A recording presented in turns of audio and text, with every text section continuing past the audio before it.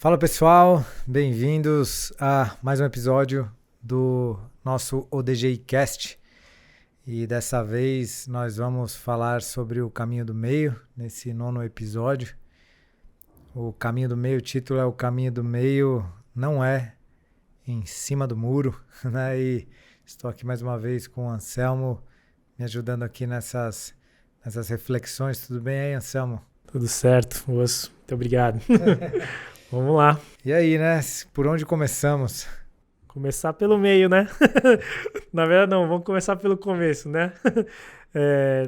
Fala um pouquinho, Sensei, pra gente desse conceito, né?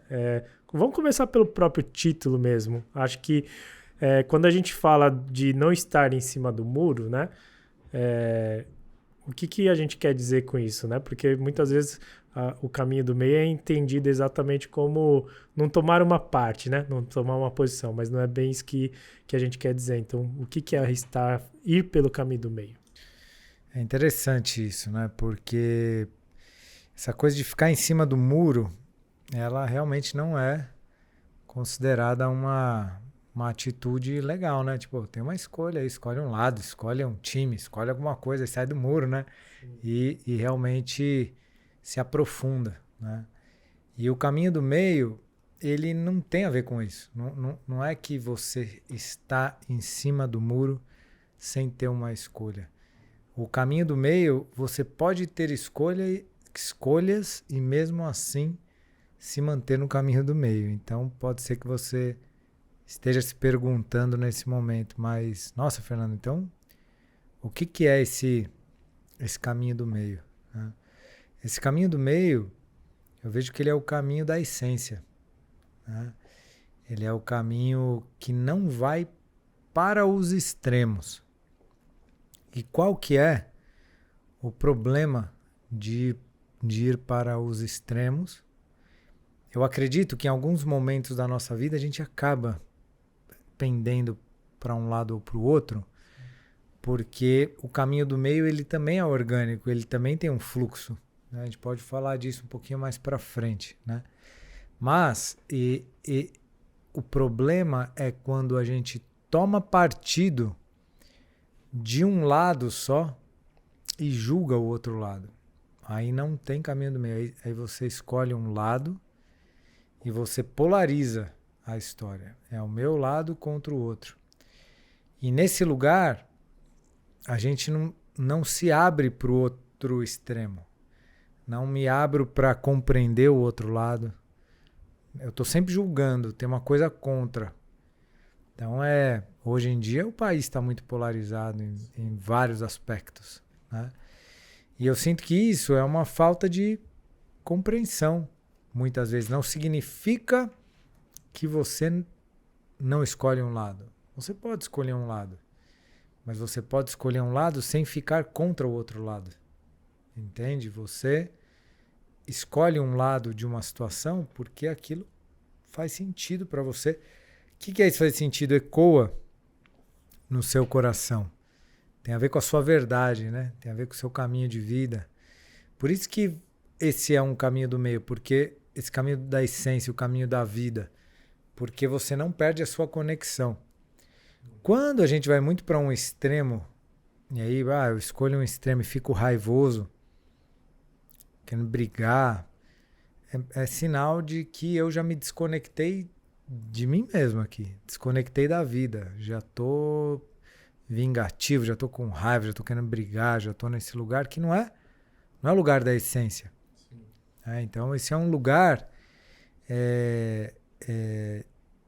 difícil de compreender e de atingir, mas ele faz toda a diferença na nossa vida. Então, por exemplo, você pode estar em uma situação delicada, às vezes em casa, né, com seu marido, com sua esposa, enfim, sabe, eu tenho um ponto de vista. Enquanto eu estou brigando com esse ponto de vista, eu não quero ouvir, fica uma coisa meio separada, assim, sabe? Não se conecta. Às vezes os dois dormem na mesma cama, mas tá tipo quilômetros de distância um do outro, energeticamente falando, porque não tem a ver com a distância aqui, tem a ver com uma distância energética de conexão. Sim. Aí basta você parar de julgar e falar, deixa eu ouvir o que o outro tem para para falar. E quando você ouve, mesmo que você não concorde, já une. Porque é o caminho da vida, entendeu? Tem conexão aí. Existe a conexão nesse lugar do caminho do meio. Uma coisa é eu te responder assim, né? Falar, Anselmo, você está viajando, você não sabe o que você está falando, só fala besteira, né? Pô, você vai ficar... Não, o jeito que o cara tá falando comigo, né? Isso vai separar. Outra coisa é eu te falar assim, Anselmo, agradeço aí o que você está me trazendo, respeito o seu ponto de vista, mas eu particularmente penso de outra forma, né? Mas eu respeito o seu ponto de vista. Não tem julgamento com você, eu respeito. Se tem respeito, não tem julgamento. Eu respeito seu ponto de vista, respeito o que você passou na sua vida, respeito as suas escolhas, mas eu penso de uma forma que tem a ver comigo. Então, eu mantenho o caminho do meio. Por que eu mantenho o caminho do meio? Eu não fui extremo, não te julguei, ou seja, não estou polarizado. Mantenho o meu caminho do meio, que é o caminho da conexão. Continuo aqui conectado com você, amigo, conectado, mas tenho sim a minha escolha. Mas a minha escolha, ela não é polarizada, né? Mesmo que tenha que ter uma escolha. Ela não é polarizada no sentido de contra, não tem um contra o outro.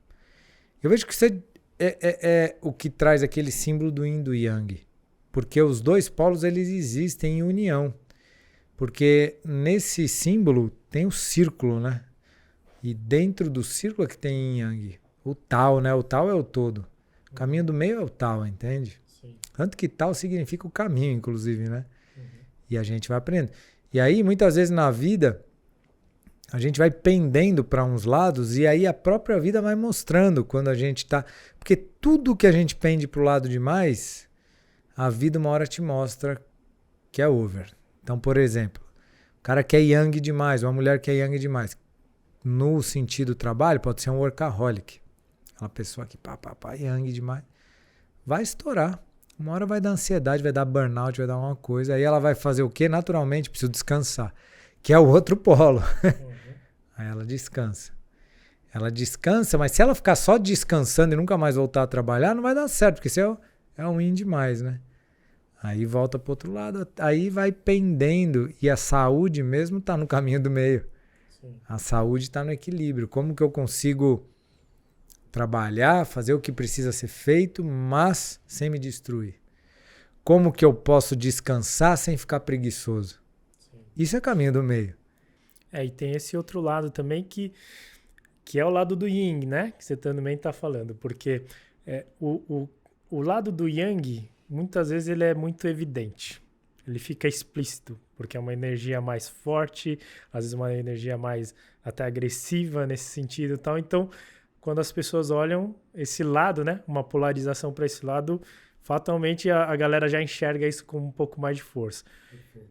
Eu particularmente sinto que também tem esse outro lado, muitas das vezes, desse lado yin do negócio, que também é um pouco camuflado nesse sentido de falar, putz, a gente é paz e amor, a gente é uma pessoa do bem, queremos fazer o bem e tudo mais e tal, e que eu sinto que às vezes também tem uma certa polarização nesse sentido de que você fala, putz, ninguém, todo mundo também é mil e uma maravilhas desse jeito, né? Será que você também não está sendo um certo fanático nesse aspecto, ou você está indo para um caminho que é do amor, que fala que é do amor, mas que não é tão bem por aí, né? A partir do momento que você vai para esse caminho, mas julga o outro lado, será que é esse mesmo? O que você acha disso? Acho excelente, assim, você trouxe uma questão extremamente importante para a gente refletir juntos aqui, né? Todo fanatismo, eu sinto, é extremista, né? Um extremo, tá? E o extremo nunca deixa a gente conectado no caminho do meio, né? Nem com a gente mesmo, muito menos com o outro. Seja fanatismo religioso, seja mesmo pelo time de futebol. Eu digo fanatismo é a ponto do outro espancar o outro só porque é do outro time, entendeu? Umas coisas que não faz sentido, né? Coisa desconectada total da vida, né? Do outro, da empatia, da conexão. Porque, óbvio, tem um ego aí, tem um trabalho todo aí de autoconhecimento junto, obviamente, né? Mas trazendo isso que você trouxe, por exemplo, das pessoas que vão para o caminho da espiritualidade e de repente não realizam na matéria, né? É um extremo também, eu acho, né? E eu já vi isso de perto, de muitas pessoas se esconderem nesse lugar da espiritualidade porque em algum ponto tem medo da matéria, tem medo de não conseguir, então fica mais confortável ficar ali na espiritualidade meditando e rezando. Não, eu estou bem, estou em paz, né? Pode até ser verdade, mas se isso não for verdade, uma hora a vida vai cobrar. E aí a pessoa vai acordar, vai precisar voltar a trabalhar em algum momento, vai precisar voltar a fazer alguma coisa. A própria vida vai acabar com esse... Em algum momento essa pessoa ela vai estar em São Paulo de novo, trabalhando, tal, né? Porque, enfim, tá tudo certo. A vida não deixa a gente se enganar. Ela vai deixando até a hora que não dá mais, né? Aí a gente volta, né? O que eu já vivenciei de situações assim, pessoas estão ali morando às vezes dentro de um templo, de alguma coisa assim, quando vê, tá em São Paulo, precisava trabalhar, né? E que eu acho ótimo, né? A pessoa ali tomando conta da vida dela. Em contrapartida também, se a pessoa só trabalha e não tem nenhuma conexão, às vezes, com o autoconhecimento, com a espiritualidade, ela também vai estourar em algum momento, vai ter o burnout aí da vida, uma ansiedade, uma depressão, né? Então, em ambos os estados, não tem um estado que é melhor que o outro. É que a gente vive em uma cultura ainda que foi hipervalorizada, o yang, sim, que é o masculino, né? É o masculino distorcido. E a gente vive... O yang, quer dizer, só corrigindo aqui, o yang é o masculino saudável, mas eu quero dizer que a gente vive uma era do masculino distorcido. É isso que eu quis dizer. Que se a gente for ver o feminino, que também é expresso nas mulheres, claro, né? E as mulheres foram queimadas como bruxa, como, né? Até que, se não me engano, na história aí, Joana d'Arc veio e mudou isso. Mas... o feminino, de uma certa forma, foi massacrado. E não é o feminino só a mulher, é o feminino em nós. Então, o que é esse feminino em nós, né? Começamos pela vulnerabilidade. Não quer dizer que é fraco. Não é isso que eu estou querendo dizer. Essa vulnerabilidade é um lugar de sensibilidade, assim, é um lugar mais de sentir, de você entrar em contato, de empatia mesmo, né? Porque nesse masculino distorcido, e tem alguns aspectos dele que é interessante a gente ficar atento. Então, por exemplo, é para fora, a coisa é assim, por exemplo, conectado só com o resultado. Então é a planilha que importa, não é o ser humano. Isso é yang, né? Aquela coisa, é para fora, é o externo. Estou ali no resultado, naquele foco. Então, isso é uma das características. Outras características é o fazer compulsivamente. Então, você também se quebra. E em contrapartida, não tem tempo para a família, não tem tempo para você, não tem tempo porque você está na busca só desse externo, desse resultado, né?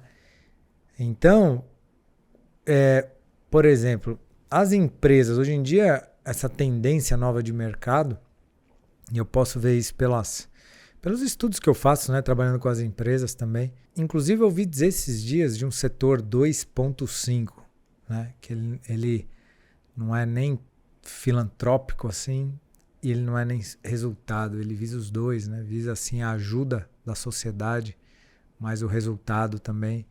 É o equilíbrio entre essas duas partes. Eu sinto que o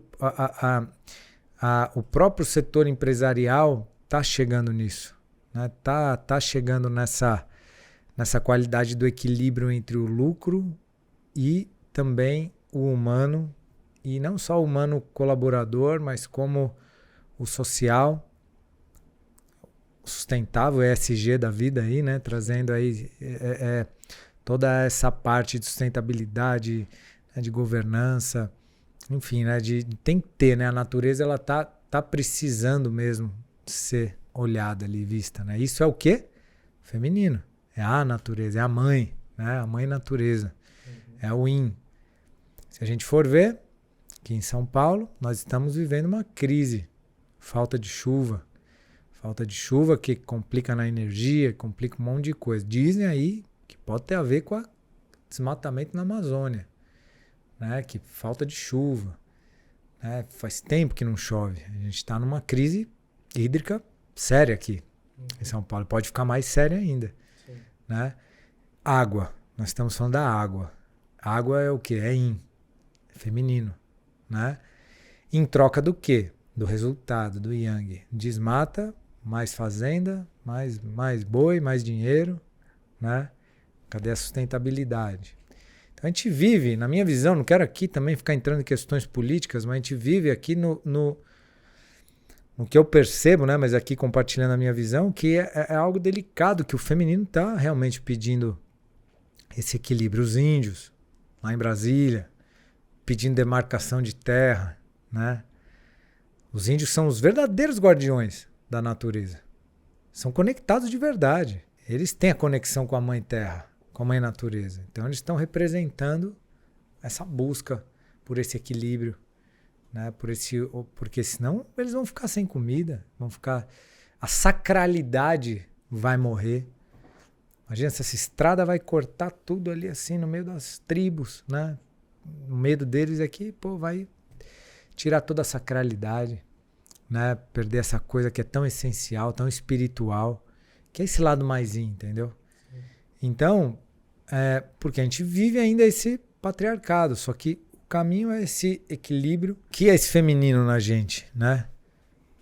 Poxa, minha empatia, minha conexão, minha paciência, minha espiritualidade, minhas emoções, né? Por exemplo, emoção, o choro, por exemplo. Choro é lágrima é água, é o rio que volta a correr. Não tem nada de fraqueza nisso. Às vezes a gente precisa ter muita coragem para entrar em contato com as nossas emoções. Chorar, né? Homem não chora. Imagina aí você não se permite sentir, né? E é no sentir que você vai se curar. Você precisa entrar em contato, né? E você se curando, você vai estar cada vez mais na sua força. Então é um equívoco muito grande que tem disso daí, né? É que é confundido esse yin com o nhenhenhé, com o corpo mole, com o vitimismo. Mas isso daí também não é caminho do meio, entendeu? O caminho do meio é maturidade, autorresponsabilidade. Você dá conta das suas coisas.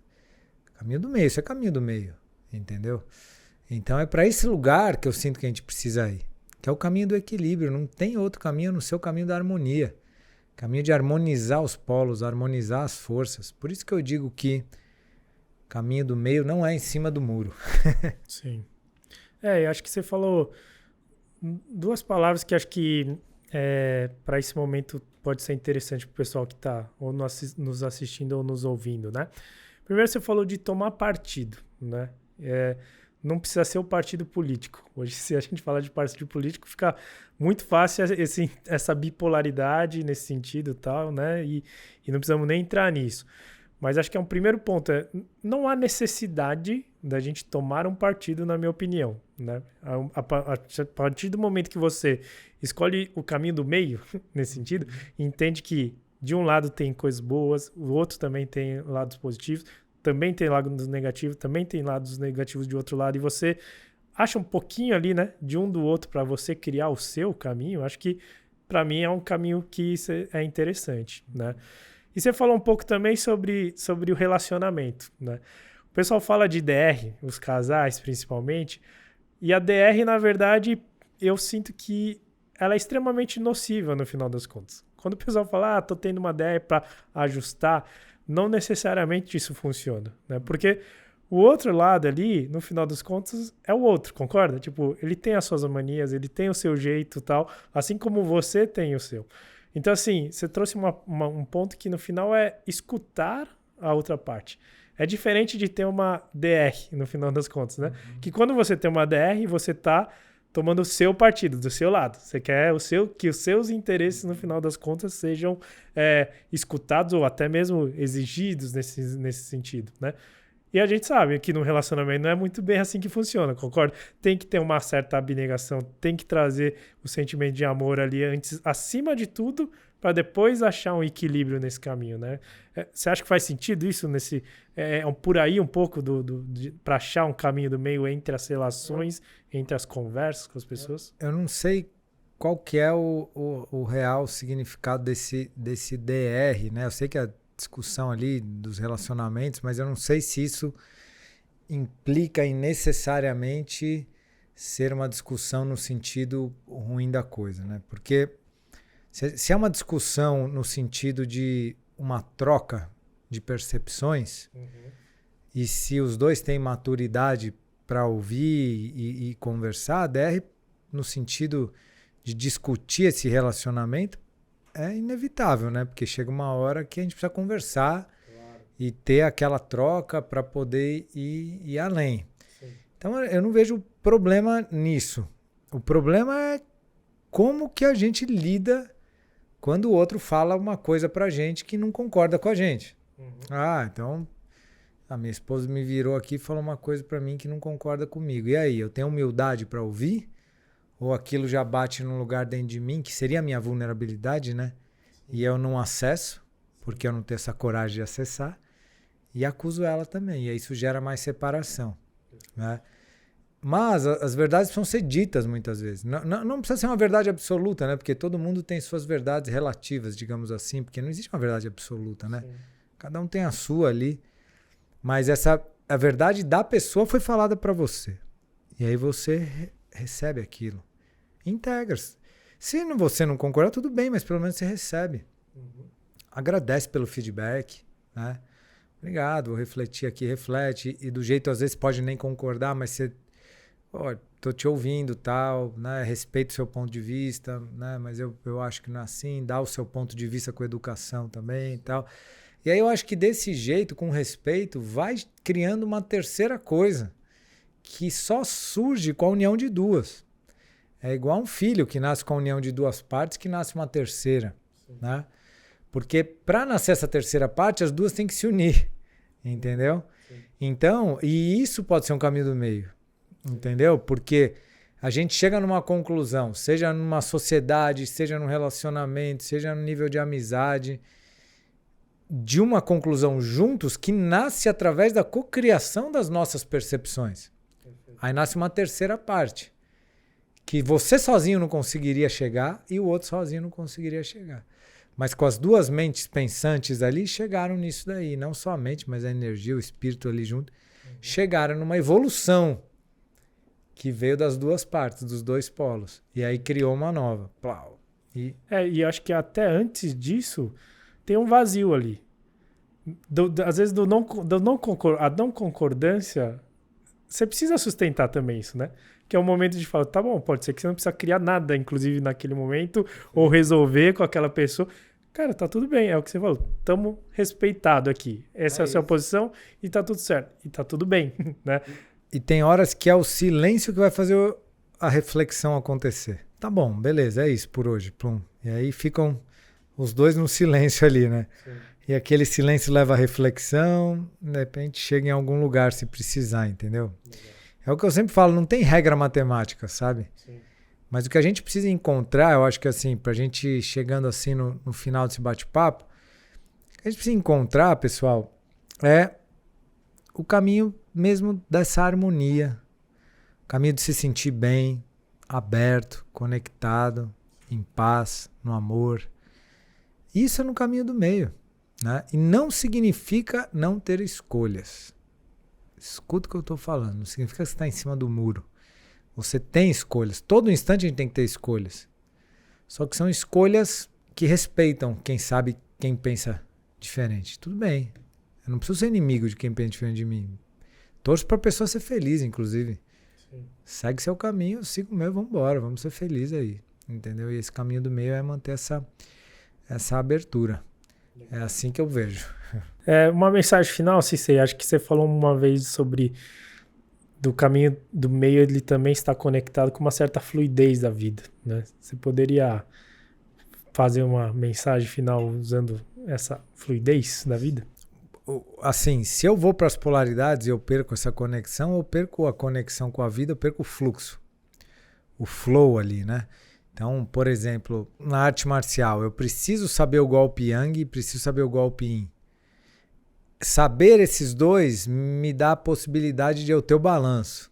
Às vezes vou para frente, às vezes vou para trás, às vezes eu tenho uma maleabilidade.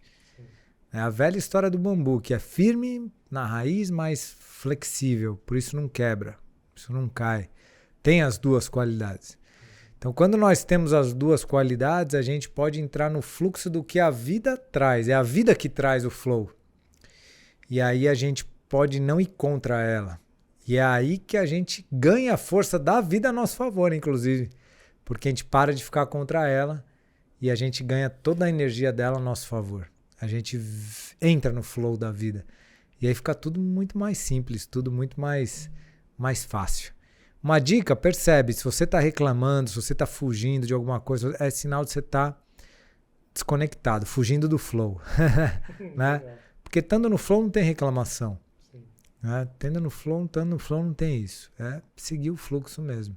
Mas para isso exige maturidade.